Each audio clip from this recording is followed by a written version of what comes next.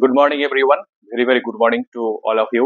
আজকের এই সেশনে ক্লাস 12 এর দা বেড থেকে যতটুকু অংশ বাকি ছিল সেই অংশটা নিয়ে আজকে আলোচনা করব।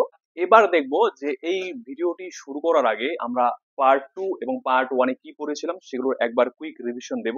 তাহলে তোমাদের এই লাস্ট পার্ট অর্থাৎ ফাইনাল পার্টটিতে কি রয়েছে সেগুলো তোমরা ইজিলি বুঝে যাবে। তো চলো আমরা শুরু করছি। দেখবে পার্ট 2 তে আমরা পড়েছিলাম ব্যাংকার লয়ারের কাছে যাওয়ার জন্য সে চাবি নিল, তাই তো? তো চাবি নিয়ে যখনই সে তালা খুলতে গেল তালা খুললো না। তারপরে সেখানে সেই রুমের অর্থাৎ ওনার লজের যে দরজা ছিল সেখানে নক করলেন, কোনো রেসপন্স পাওয়া গেল না, মানে লয়ার কোনো রেসপন্স দিল না। যখন রেসপন্স দিল না সেই সময় ব্যাংকার ঘরে প্রবেশ করার জন্য অ্যাপ্রোচ করলো অর্থাৎ অগ্রসর হয়ে গেল। ওকে, এতটুকু আমরা পড়েছিলাম। এবার দেখবে আমরা পড়তে শুরু করব লাইন বাই লাইন, তোমরা অবশ্যই শেষ অবধি দেখবে। দেখো, at the table a man unlike ordinary people was sitting motionless। এবার বলেছে যে টেবিলে বা টেবিলের পাশে একজন লোক যে সাধারণ লোকেদের মতো নয়, সে স্থির হয়ে বা অনড় হয়ে বসেছিল। তাহলে সে কিন্তু সাধারণ লোকের মতো ছিল না। হি ওয়াজ এ স্কেলেটন, সে ছিল একজন কঙ্কাল। তাহলে এখানে কঙ্কাল বলতে কাকে বোঝানো হয়েছে? সে লয়ারকে, তাই তো? যে 15 বছরের যাবজ্জীবন অর্থাৎ স্বেচ্ছায় যাবজ্জীবন কারাদণ্ড গ্রহণ করেছিল, সেই লয়ার এখন কঙ্কালে পরিণত হয়েছে। উইথ, তারপরে দেখবে কি আছে, with the skin ড্রন tight over his bones. এবার বলেছে তার যে স্কিন রয়েছে সেটা তার বোনের উপর ঝুলে পড়েছে। With long curls like a woman's and a shaggy beard. তার কোকড়ানো চুল হয়ে গেছে যেমনটা মহিলাদের হয়ে থাকে, এবং শ্যাগি বিয়ার্ড হয়ে গেছে অর্থাৎ অগোছালো দাড়ি হয়ে গেছে। His face was yellow with an earthy tint in it. তার মুখমণ্ডল ছিল হলুদ এবং সেখানে মাটির মতো আভা দেখা গিয়েছিল। হিজ চিকস ওয়ার হলো। এবার বলেছে যে তার গালগুলো ছিল ফাঁপা। হলো মানে কি? ফাঁপা। His back long and narrow. তার পিঠ ছিল লম্বা এবং সরু। And the hand on which his shaggy head was propped. এবং সেই হাতের ওপরে তার যে শ্যাগি অর্থাৎ এবড়ো খেবড়ো বা অগোছালো যে মাথা সেটাকে ঠেস দেওয়া ছিল। ওয়াজ সো থিন, সেই হাতটা এতটা থিন ছিল অর্থাৎ এতটা সরু ছিল। অ্যান্ড ডেলিকেট অর্থাৎ এতটা সূক্ষ্ম ছিল বা রুক্ষ ছিল। দ্যাট যে it was dreadful to look at it, যে এটা এতটা ভয়ঙ্কর ছিল এটার দিকে তাকানো। অর্থাৎ এখানে তার হাত দেখে বোঝা যাচ্ছিল তার হাত অনেক সরু হয়ে গিয়েছে, রোগা হয়ে গিয়েছে, সেজন্য সেটাকে দেখতে অনেক ভয়ঙ্কর লাগছিল। Okay, his hair was already strict with silver. এবার তার চুলের কথা বলেছে যে তার চুল রূপলি আকার ধারণ করেছে। And seeing his emaciated aged looking face, এবং তার শীর্ণ বয়স্ক মুখ দেখে no one would have believe that he was only 40। কেউ বিশ্বাসই করতো না যে তার বয়স ছিল 40 বছর। ওকে, তাহলে এখানে লয়ারের বয়স কত ছিল? 40 বছর। সে 40 বছর বয়সে সে কঙ্কাল রূপ ধারণ করেছিল। কেউ দেখে বুঝতে পারবে না যে তার বয়স ছিল মাত্র 40 বছর। হি ওয়াজ অ্যাসলিপ, সে ঘুমিয়ে পড়েছিল। In front of his board head, তার ঝুঁকে থাকা মাথার সামনে। দেয়ার লে অন দ্য টেবিল, টেবিলের উপর ছিল এ শিট অফ পেপার, একটা পেপারের টুকরো। অন হুইচ, যার উপরে, দেয়ার ওয়াজ সামথিং রিটেন, কোনো কিছু লেখা ছিল। ইন ফাইন হ্যান্ডরাইটিং, সুন্দর হাতের লেখায়। ওকে, তাহলে টেবিলের উপর কোনো কিছু ছিল, সেটাতে সুন্দর সুন্দর হাতের লেখায় কোনো কিছু লেখা ছিল। আমরা পরে দেখব সেখানে কি লেখা ছিল, লয়ার কি লিখে গেছে সেই ব্যাংকারের উদ্দেশ্যে, আমরা এখন ভালো করে দেখব। চলো শুরু করছি। দেখো, poor creature thought the banker. এবার কিন্তু ব্যাংকার সেই চিঠিটি এখনো নেয়নি, অর্থাৎ সেই লেখাটা এখনো হাতে নেয়নি। নেওয়ার আগেই ব্যাংকার ভাবলো যে এ হচ্ছে পুয়ার ক্রিয়েচার অর্থাৎ অসহায় বা অভাগা একজন প্রাণী। হি ইজ অ্যাসলিপ, সে ঘুমিয়ে আছে। And most likely dreaming of the millions, এবং সবচেয়ে সম্ভবত সে সে মিলিয়ন টাকার স্বপ্ন দেখছে। কে মিলিয়ন টাকার স্বপ্ন দেখছে? লয়ার। এটা কে ভাবলো? ব্যাংকার ভাবলো। And I have only to take this half dead man, এবং আমাকে শুধুমাত্র কি করতে হবে? এই অর্ধ মৃত লোকটিকে নিতে হবে। Throw him on the bed, বিছানায় ছুঁড়ে ফেলে দিতে হবে। Stifle him a little with the pillow, অর্থাৎ সে বালিশ দিয়ে তাকে হালকা বা সামান্য শ্বাসরোধ করতে হবে। And the most consensus expert would find no sign of a violent death, এবং সবচেয়ে দক্ষ বা গোয়েন্দা টাইপের যেসব এক্সপার্ট হয় অর্থাৎ যারা দক্ষ ব্যক্তি হয়, তারাও কিন্তু তার সেই হিংস্র মৃত্যুর চিহ্ন খুঁজে পাবে না। ওকে, তার মানে কি এখানে ব্যাংকার বলতে চেয়েছে যে লয়ারকে আমি যেভাবে মারার পরিকল্পনা করেছি সেই পরিকল্পনা অনুযায়ী যদি কোনো গোয়েন্দাও পরীক্ষা করতে আসে তবুও মৃত্যুর কোনো চিহ্ন পাওয়া যাবে না। Okay, but let us first read what he has written here. বলেছে চলো প্রথমে পড়া যাক এখানে কি লিখেছে, তাই তো? সেই কাগজটাতে বা শিটটাতে কি লিখেছিল সেটা আগে পড়া যাক। এটা ব্যাংকার অনুভব করলো বা ব্যাংকার বলল। The banker took the page from the table. এবার কি করলো, ব্যাংকার টেবিল থেকে পেজটাকে নিল অ্যান্ড রিড অ্যাজ ফলোস, এবং নিচেরটাকে পড়লো, অর্থাৎ নিচে যে দেওয়া আছে যে সেন্টেন্স গুলো দেওয়া আছে সেগুলোকে পড়লো। এবার দেখবে চিঠিতে কি লেখা আছে, অনেক বড় চিঠি রয়েছে। সেই চিঠিতে অনেক কিছু লেখা ছিল যেগুলো সেই লয়ার 15 বছরের কারাদণ্ডতে তিনি অনুভব করেছিলেন, ফিল করেছিলেন। সেই ফিলিংস গুলো তিনি সেই চিঠিতে লিখে গেছেন। ওকে, এবার দেখবো কি কি ছিল সেই ফিলিংস এর মধ্যে, আমরা এবার পড়বো। Tomorrow at 12 o'clock I regain my freedom and the right to associate with other men। যে আগামীকাল দুপুর 12টায় আমি স্বাধীনতা অর্জন করব, অর্থাৎ সে মুক্তি পাবে এবং সে অধিকার পাবে লোকেদের সঙ্গে মিশে যাওয়ার। But before I leave this room and see the sunshine, কিন্তু আমি রুম থেকে চলে যাওয়ার আগে এবং সূর্য রশ্মি দেখার আগে, আই থিঙ্ক আমি মনে করি, ইট নেসেসারি টু সে, এটা বলা প্রয়োজন, a few words to you, আপনাকে কিছু কথা, with a clear conscience I tell you. বলেছে একটা পরিষ্কার কনসাইন্স মানে হচ্ছে বিবেক, পরিষ্কার বিবেক নিয়ে আমি আপনাকে বলছি। অ্যাজ বিফোর গড, যেমন করে ভগবানের সামনে বলা হয়, ভগবানের সামনে কেউ কখনো মিথ্যা কথা বলে না। সেরকম লয়ার যখনই সেই চিঠিতে লিখতে যাচ্ছিল তখন তাকে দেখে মনে হচ্ছিল যে সে ভগবানের সামনে বসে থেকে চিঠিগুলো বা চিঠিতে লিখছে। হু বিহোল্ডস মি, যে আমাকে দেখে। বিহোল্ড মানে কি? বিহোল্ড মানে হচ্ছে see, S double E, see মানে দেখা, যে আমাকে দেখে। That I despise freedom and life and health, যে আমি ঘৃণা করি, ডেসপাইস মানে ঘৃণা করা, কি ঘৃণা করি? স্বাধীনতা, জীবন এবং স্বাস্থ্য। And all that in your books is called the good things of the world, এবং আপনার বইতে যত কিছু ভালো আছে সেই ভালোগুলোকে আমি ঘৃণা করি। লয়ার এই লাইনটিতে বলল যে সে স্বাধীনতাকে ঘৃণা করে, জীবনকে ঘৃণা করে, স্বাস্থ্য ঘৃণা করে, এবং এই পৃথিবীতে যত ভালো কিছু আছে এবং সেই ভালো বইগুলোতে যে যত কিছু আছে সেগুলোকে সে ঘৃণা করে। Okay, for 15 years I have been intently studying earthly life. এবার লয়ার সেই চিঠিতে লিখেছে যে 15 বছর ধরে আমি গভীরভাবে পড়াশোনা করেছি পার্থিব জীবন সম্পর্কে। Okay, it is true I have not seen the earth for men. বলেছে এটা সত্যি যে আমি লোকেরা যেভাবে পৃথিবীটাকে দেখি সেইভাবে আমি পৃথিবীটাকে দেখিনি। But in your books I have drunk ফ্র্যাগ্রেন্ট wine. বলেছে আপনার বইগুলোতে আমি সুগন্ধি মদ পান করেছি। ওকে, ওয়াইন করেছে, ওয়াইন ড্রিঙ্ক করেছে। তাহলে লয়ার এখানে বললো যে বইগুলো পড়ে আমি অনেক জ্ঞান অর্জন করেছি। আই হ্যাভ সাং সংস, আমি গান গেয়েছি। আই হ্যাভ হান্টেড স্ট্যাগস, আমি পুরো হরিণ শিকার করেছি। And wild boards in the forest, এবং ফরেস্টে সেই বন্য শুকরগুলোকে শিকার করেছি। হ্যাভ লাভড ওমেন, মহিলাদের ভালোবেসেছি।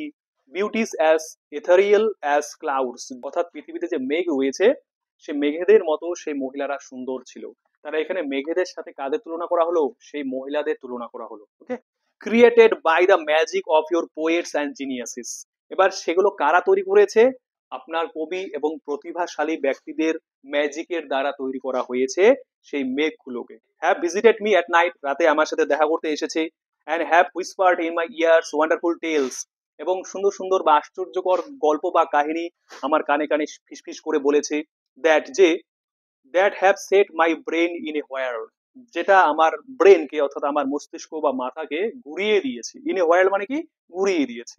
In your books I have climbed to the peaks of L birds and Mont blank. এখানে দুটো পাহাড়ের নাম আছে। ওকে, সেই পাহাড় বা পর্বতের চূড়ায় আমি চড়েছি। কোথায়? সেই বইগুলোতে। And from there I have seen the sunrise, এবং সেখান থেকে আমি সূর্য উদয় দেখেছি। সেখান থেকে মানে কোথা থেকে? যে দুটো পর্বতের নাম বললাম সেই দুটো পর্বতের চূড়া থেকে সেই লয়ার কি করেছে?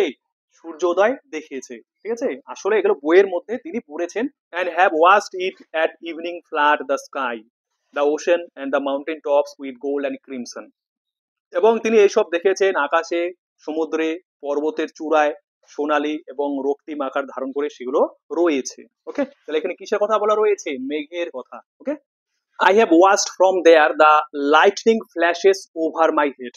বলেছে আমার মাথার উপরে সেখান থেকে আমি দেখেছি বিদ্যুতের ঝলকানি। And cleaving the storm clouds, এবং ঝোড়ো মেঘের ছেঁড়া অংশ, অর্থাৎ মেঘগুলো ছুটে যেতে তিনি দেখেছেন। I have seen green forest, fields, rivers, lakes, towns, অর্থাৎ তিনি চিঠিতে লিখেছেন যে আমি দেখেছি সবুজ বনজঙ্গল, মাঠ, নদী, হ্রদ এবং শহর।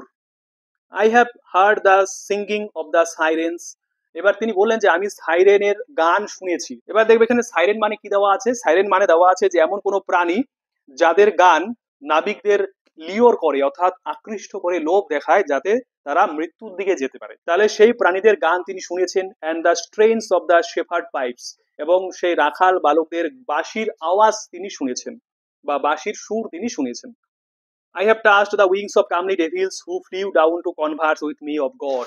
এবার তিনি আরো লিখেছেন চিঠিতে, তিনি বলেছেন যে আমি সেই আকর্ষণীয় দানবদের ডানা ছুঁয়েছি যারা নিচে উড়ে নেমে আসতো আমার সাথে কথা বলার জন্য ভগবানকে নিয়ে। ওকে, ইন ইউর বুকস, আপনার বইগুলোতে, I have flung myself into the bottomless pit. এবার তিনি বলেছেন যে আমি নিজেকে ছুড়ে দিয়েছি বা আমি নিজে উড়ে গিয়েছি কোথায়, সেই বটমলেস পিট। বটমলেস মানে কি, অতল যে গর্ত, সেই গর্তের মধ্যে আমি নিজেকে উড়ে গিয়েছি।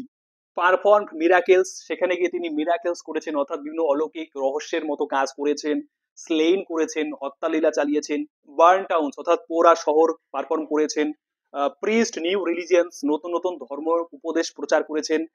কনকার্ড হোল কিংডমস, পুরো রাজ্যটাকে বা পুরো সাম্রাজ্যটাকে কনকার করেছেন। কনকার মানে কি, কনকার মানে হচ্ছে জয় করা। ওকে, তাহলে তিনি এইসব কিন্তু লিখে গেছেন সেই চিঠিতে। দেখবে এবার লয়ার আরো কি কি লিখেছে চিঠিতে, পরে আরো দেওয়া আছে, সবাই মনোযোগ সহকারে দেখতে থাকো বা শোনো। Your books have given me wisdom, বলেছে তোমার বইগুলো আমাকে উইজডম দিয়েছে, জ্ঞান দিয়েছে।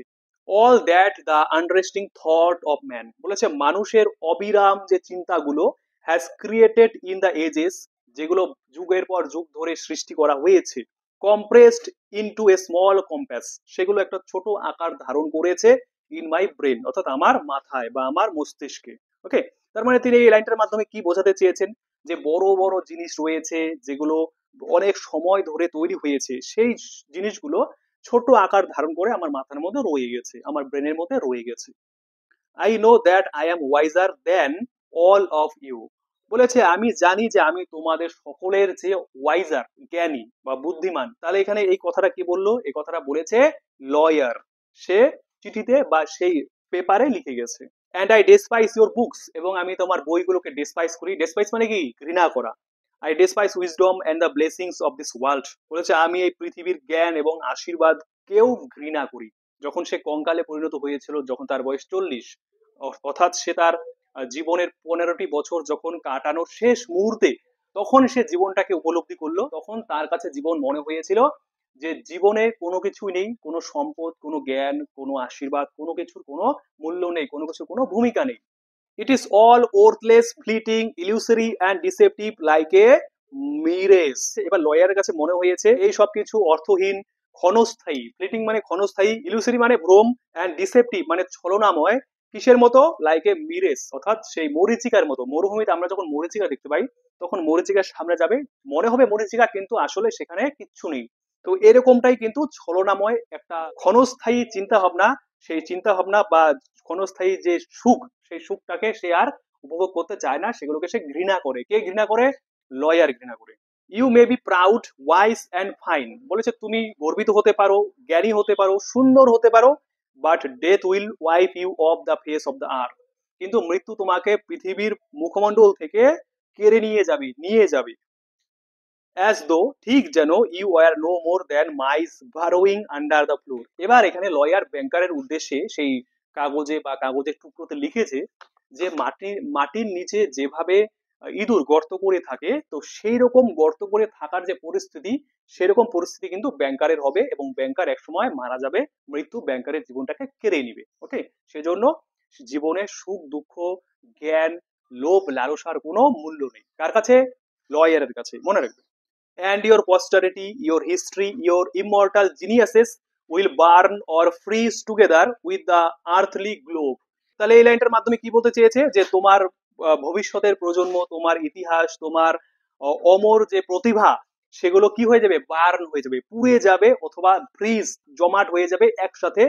কিসের সাথে সাথে, এই পৃথিবীর যে গ্লোব রয়েছে, গোলক রয়েছে, গোলকের সাথে সাথে। তার মানে কি, পৃথিবীতে সবাই একসময় ধ্বংস হয়ে যাবে, মারা যাবে, এবং তার সেই মারা যাওয়ার পাশে পাশে তোমার মধ্যে যে প্রতিভা আছে, তোমার যে ইতিহাস, ভবিষ্যতের প্রজন্ম, সবাই একদিন ধ্বংস হয়ে যাবে, নষ্ট হয়ে যাবে। You have lost your reason and taken the wrong path, বলেছে তুমি তোমার রিজন মানে কিন্তু এখানে কারণ না, মানে যৌক্তিক কোনো ব্যাপার। ওকে, তাহলে তুমি তোমার যুক্তি বা বিচার বুদ্ধি হারিয়ে ফেলেছো এবং একটা ভুল পথ গ্রহণ করেছো। You have taken lies for truth, তুমি সত্যির বদলে মিথ্যেটাকে গ্রহণ করেছো। অ্যান্ড হিডিয়াসনেস ফর বিউটি, এবং সৌন্দর্যের পরিবর্তে তুমি একটা বিশ্রী ভাব সেটাকে তুমি গ্রহণ করেছো। ইউ উড মার্ভেল, তুমি অবাক হবে বা চমকে যাবে, ইফ যদি, owing to strange events of some sorts, বলেছে কিছু রকমের যদি অদ্ভুত ব্যাপার ঘটে থাকে, frogs and Lizaad suddenly গ্রিউ on Apple and orange trees instead of fruit. এবার বলেছে যে আপেল এবং অরেঞ্জ গাছে যদি ফলের পরিবর্তে ব্যাঙ এবং টিকটিকি বেড়ে ওঠে, or if roses began to smell like a sweating horse, অথবা যদি গোলাপ ফুলগুলো একটি ঘামওয়ালা সেই ঘোড়ার মতো করে সুগন্ধ দেয় বা স্মেল স্মেল দেয়। So I marvel at you who exchange heaven for earth, তাই আমি তোমার কাছে মার্ভেল করছি, অর্থাৎ অবাক হয়ে বলছি যে কারা এই হেভেনটাকে এক্সচেঞ্জ করবে, মানে স্বর্গটাকে এক্সচেঞ্জ করে পৃথিবীটাকে নিয়ে আসবে, মানে ভালো জিনিসটাকে ছেড়ে দিয়ে খারাপ জিনিসটাকে নিয়ে আসবে। তার মানে লয়ারের কাছে পৃথিবীতে যা কিছুর অস্তিত্ব আছে সেগুলো লয়ার আর মেনে নিতে পারছে না, সবকিছুকেই লয়ারের কাছে ঘৃণার পাত্র বলে মনে হচ্ছে। I don't want to understand you, বলেছে আমি আপনাকে বুঝতে চাই না। To prove to you in action how I despise all that you live by, বলেছে আপনি যে জিনিসগুলোকে নিয়ে বেঁচে আছেন সেই জিনিসগুলোকে আমি কতটা ডিসপাইস করি সেটা প্রমাণ করতে, I renowned the 2 millions of which I once dreamed as of paradise and which now I despise। তার মানে চিঠিতে কি লেখা আছে? চিঠিতে লয়ার লিখেছে যে সে 2 মিলিয়ন রুবেলস আর চায় না, সেটাকে সে রিজেক্ট করছে, এবং সেই 2 মিলিয়ন রুবেলসকে সে একসময় প্যারাডাইস বলে মনে করতো, স্বর্গ বলে মনে করতো, এবং সেই স্বর্গটাকেই সে এখন রিজেক্ট করছে। Okay, to deprive myself of the right to the money, বলেছে এই টাকার অধিকার থেকে নিজেকে বঞ্চিত করার জন্য, I shall go out from here 5 hours before the time fixed, অর্থাৎ সেই নির্দিষ্ট সময়ের 5 ঘন্টা আগে আমি এখান থেকে বেরিয়ে যাব। ওকে, তার মানে তাকে কটার সময় ছাড়া হবে? দুপুর 12টা। 5 ঘন্টা আগে সে এই ঘর থেকে বেরিয়ে যাবে। কোন ঘর? যেখানে তাকে রাখা হয়েছিল, একটা লজে। তাহলে যদি 12টার সময় ছাড়া হয় তার 5 ঘন্টা আগে যাও, তাহলে কটা হচ্ছে? 7টা। তাহলে 7টার সময় সে কি করবে? সে লজ থেকে বেরিয়ে যাবে। সে কেন বেরিয়ে যাবে? বলা আছে টাকার অধিকার থেকে নিজেকে বঞ্চিত করার জন্য, ডিপ্রাইভ মানে বঞ্চিত করার জন্য। And so break the compact, এবং এইভাবে সে কি করবে? সেই চুক্তিটাকে ব্রেক করবে, ভেঙে দেবে। এতটুকু সেই কাগজটাতে লেখা ছিল। সেই কাগজটা এবার কিন্তু ব্যাংকার পড়লো, পড়ার পরে দেখবে ব্যাংকারের রিয়াকশন কেমন হয়। ওকে, when the banker had read this he laid the page on the table, যখন ব্যাংকার এটা পড়লো তখন সে কি করলো? সেই পেজটাকে টেবিলের উপর রেখে দিল। Kissed the strange man on his head, তার মাথায়, সে অদ্ভুত লোকটার মাথায় সে কিস করলো। And went out of the lodge weeping, এবং কাঁদতে কাঁদতে সেই লস থেকে বেরিয়ে গেল বা চলে গেল। ওকে, at no other time, even when he had lost heavily on the stock exchange, had he felt so great a contempt for himself, যখন সে স্টক এক্সচেঞ্জে হেরে গিয়েছিল সেই সময়টাতে, হারার পর ওনাকে নিজেকে এতটা ছোট বলে মনে হয়নি যে সময়টাতে তিনি চিঠি পড়ার পরে বুঝলেন। সেজন্য তিনি নিজেকেই ঘৃণা করতে শুরু করলেন। when he got home, যখন সে বাড়িতে পৌঁছালো, he lay on his bed, তখন সে বিছানায় শুয়ে পড়লো। but his tears and emotion kept him for hours from sleeping, কিন্তু তার চোখের জল, তার অনুভূতি, এগুলো তাকে ঘুমের থেকে ঘন্টার পর ঘন্টা রেখেছিল। মানে কি? সেগুলো তাকে ঘুমোতে দেয়নি। চোখের জল, অনুভূতি, এইসব আবেগ বা অনুভূতি, এগুলো তাকে ঘুমোতে দেয়নি। নেক্সট মর্নিং, পরের সকালে, the watchman ran in with pale faces, পরের দিন সকালে ওয়াচম্যান দৌড়ে ফ্যাকাশে মুখে ছুটে এলো। And told him they had seen the man who lived in the lodge climb out of the window in the garden, এবং তাকে বললেন যে তারা সেই লোকটিকে দেখেছেন যিনি সে লজে বাস করতেন, জানলা দিয়ে নেমে গেছেন গার্ডেনের মধ্যে। ওকে, বাগানে। গো টু দ্য গেট, তারপরে তিনি গেটে গেটে গেলেন। অ্যান্ড ডিসঅ্যাপিয়ার, এবং উধাও হয়ে গেলেন, মানে সেই লয়ার সেখান থেকে চলে গেল। The banker went at once with the servants, এবার ব্যাংকার কি করলো? সার্ভেন্টসদের নিয়ে, অর্থাৎ চাকরদের নিয়ে তৎক্ষণাৎ সেখানে গেল, অর্থাৎ লজে গেল।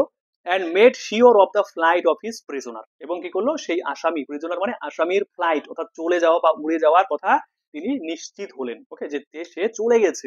টু অ্যাভয়েড অ্যারাউজিং আননেসেসারি টক, এই অপ্রয়োজনীয় কথাবার্তাটা যাতে না উঠে সেটাকে অ্যাভয়েড করার জন্য, he took from the table, সে টেবিল থেকে নিল দ্য রাইটিং, সেই লেখাটি। ওকে, যে লেখাটি লয়ার লিখেছিলেন। ইন হুইচ, যেটিতে দ্য মিলিয়ন্স ওয়ার রিনাউন্সড, অর্থাৎ সেই লক্ষ লক্ষ টাকার কথা বা লক্ষ লক্ষ টাকার উল্লেখ রিজেক্ট করা হয়েছিল, সেই লেখাটাকে সে নিল, and when he got home locked it up in the fireproof safe, এবং যখন সে বাড়িতে পৌঁছালো তখন সেটাকে তালাবদ্ধ করলো কোথায়, একটা অগ্নি নিরোধক সিন্ধুকের ভেতর।